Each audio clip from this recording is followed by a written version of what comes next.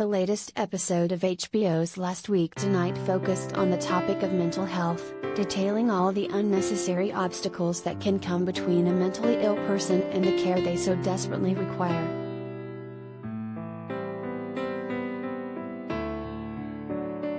After discussing in the beginning segment the heat wave, a sunbathing 700-kilogram, 1,300 pounds, Walrus queen named Freya, and the two candidates running to replace Boris Johnson as the UK's Prime Minister, John Oliver segued into the main topic by presenting how, like many other social issues, the topic of mental health and mental illness has been historically treated in an erroneous manner, to put it mildly.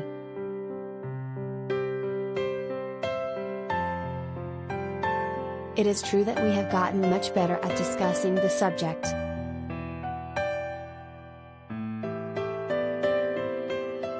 Efforts have been made to destigmatize it in recent years, which includes a 2010 PSA in which Harrison Ford calls out the gallbladder for being useless, which Oliver thereafter counterpoints that the tiny organ actually stores and releases bile.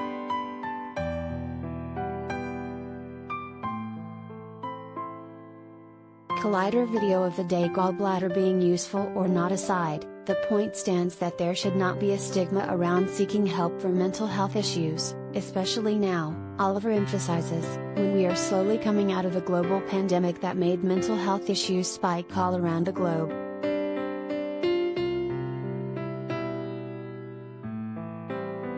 But even without the stigma, there are other serious barriers that come between the help and those seeking it.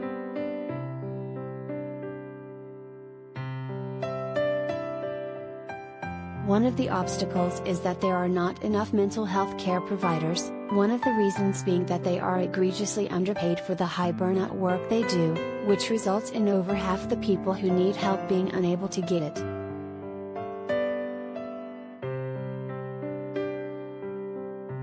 Unfortunately, dealing with poor mental health is not a matter of sucking it up, it is often a matter of having or not having some quality of life.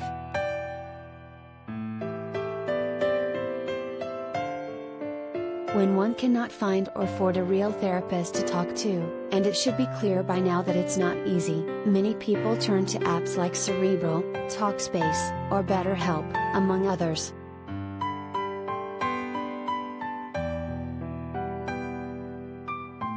However, Oliver also details some of the problems that can occur in these teletherapy apps, which include handing out prescriptions at a rate just slightly short of a pill mill.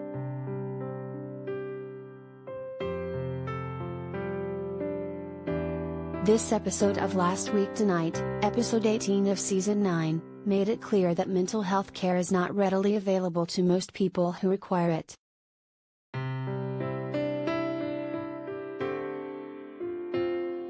It is not as affordable as it should be, insurance or not.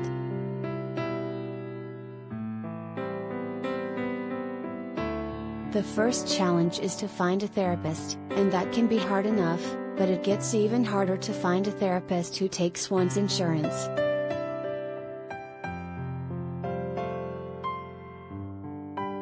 Even when patients do find a provider, the host explains insurance companies can deny appropriate treatment, and even when they approve it, in some cases, they intervene to put an early stop to it.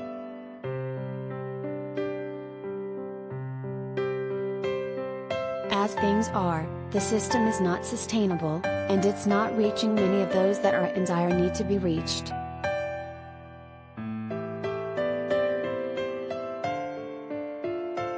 At this rate, things are not getting better.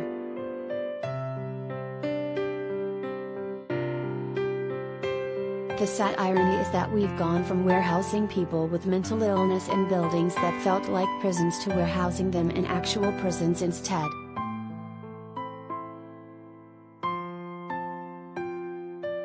Even if you hadn't thought so before, which you probably did, after this episode you will have a better understanding of how badly the healthcare system is in need of revamping.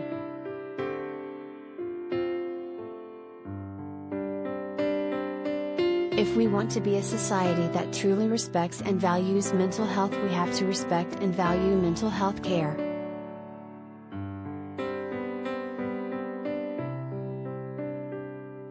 Say it louder for those in the back, John.